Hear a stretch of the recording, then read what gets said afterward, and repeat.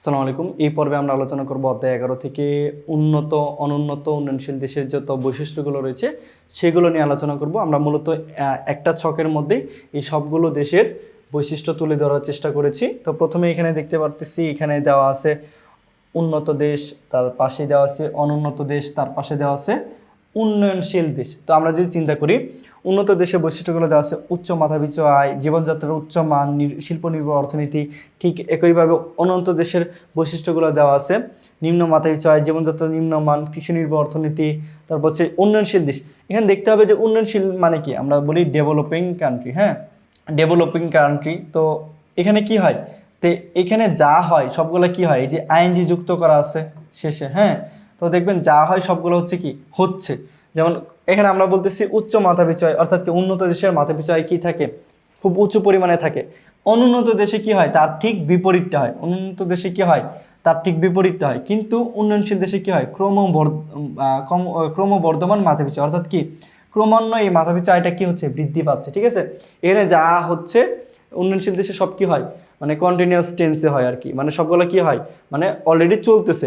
যেমন আমরা বলি উন্নত দেশের একটা বৈশিষ্ট্য হচ্ছে জীবনযাত্রার উচ্চমান, অর্থাৎ কি হয়, মানে জীবনযাত্রার মান খুবই উঁচু। আবার অনুন্নত দেশে কি হয়, তার ঠিক বিপরীত, জীবনযাত্রার নিম্নমান। কিন্তু উন্নয়নশীল দেশে কি হচ্ছে, জীবনযাত্রার মান বৃদ্ধি, মানে কি ক্রমান্বয়ে বৃদ্ধি পাচ্ছে। ঠিক একইভাবে যদি এখানে দেখি শিল্প নির্ভর অর্থনীতি, এখানে অনুন্নত দেশে আবার তার ঠিক বিপরীতে কৃষি নির্ভর অর্থনীতি।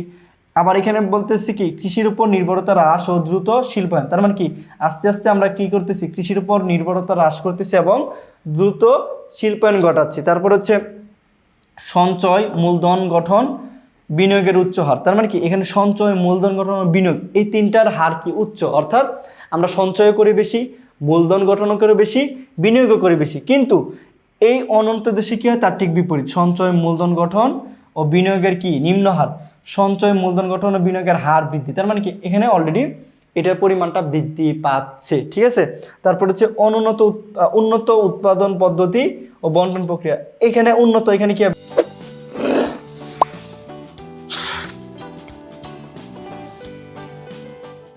অনুন্নত। ঠিক আছে, ক্রমবর্ধমান উৎপাদন পদ্ধতি ও বন্টন পদ্ধতি। তার মানে কি এখানে উৎপাদন পদ্ধতি এবং বন্টন পদ্ধতি কি হচ্ছে, আস্তে আস্তে মানে ক্রমবর্ধমান হারে বৃদ্ধি পাচ্ছে। উন্নত আর্থসামাজিক অবস্থা, তার মানে কি এখানে আর্থসামাজিক অবস্থা খুবই ভালো। এখানে হচ্ছে কি অনুন্নত, আবার এখানে কি ক্রমবর্ধমান আর্থসামাজিক অবস্থা, মানে কি এটা আস্তে আস্তে হচ্ছে। সবগুলো ঠিক একইভাবে। উন্নত আধুনিক কৃষি ব্যবস্থা, এখানে কি কি আছে, কৃষি ব্যবস্থা আছে কিন্তু সেটা কি খুবই উন্নত এবং আধুনিক। কিন্তু অনুন্নত দেশে কি এটা সনাতন কৃষি ব্যবস্থা, অর্থাৎ আমরা আদিমকালে যে পদ্ধতিতে চাষাবাদ করতাম এখন পর্যন্ত ওইখানে আমরা সেভাবেই চাষাবাদ করি, এবং এই কৃষি ব্যবস্থাটাই অনুন্নত দেশে লক্ষণীয়। কিন্তু উন্নয়নশীল দেশে কৃষি উৎপাদন ব্যবস্থার কি ক্রমোন্নতি, ওই একই কথা, যে এখানে কি হচ্ছে, এটারও অবস্থার ক্রমান্বয়ে উন্নতি হচ্ছে।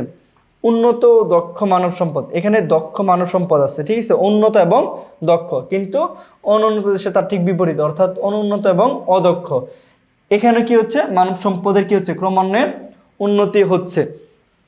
তো অনুকূল বৈদেশিক বাণিজ্য, তার মানে কি এই বৈদেশিক বাণিজ্যগুলো কি থাকে, তার পক্ষে থাকে, অনুকূলে থাকে। কিন্তু এই অনুন্নত দেশে আবার কি হয়, সেটা প্রতিকূল হয়। তার মানে কি আমার কাছাকাছি থাকে না, এই বাণিজ্যগুলো কি থাকে, মানে দূরে অবস্থান করে বা আমার বিপরীতে অবস্থান করে। এখানে বাণিজ্য ব্যবস্থার কি হচ্ছে, উন্নতি হচ্ছে, অর্থাৎ আস্তে আস্তে তার অনুকূলে আসতেছে উন্নয়নশীল দেশে।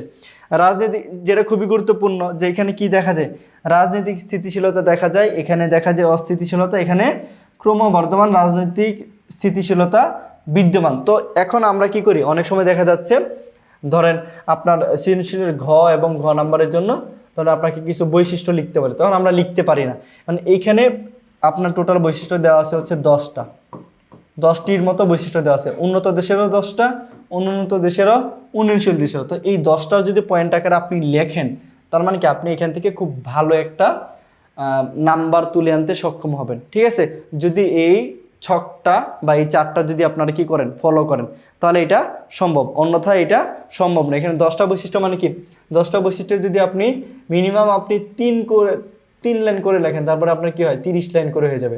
যদি 2 লাইন করে লেখেন তারপরেও তো আপনার কি হবে, 20 লাইন হবে, তারপরে আপনি উদ্দীপক থেকে কিছু লিখলেন, এর থেকে কিছু লিখবেন, তার মানে কি আপনি অনেক কিছু লেখার সুযোগ পাচ্ছেন। ঠিক আছে, তো অবশ্যই এই উন্নত, অনুন্নত এবং উন্নয়নশীল দেশের বৈশিষ্ট্যগুলা এই ছক থেকে ফলো করবেন। এই ছক থেকে ফলো করার পরে আপনারা লিখবেন। তো এই ছিল এই পর্বে যত বৈশিষ্ট্যগুলো ছিল এইগুলো নিয়ে আলোচনা। দেখা হচ্ছে পরবর্তী নতুন কোনো পর্বে।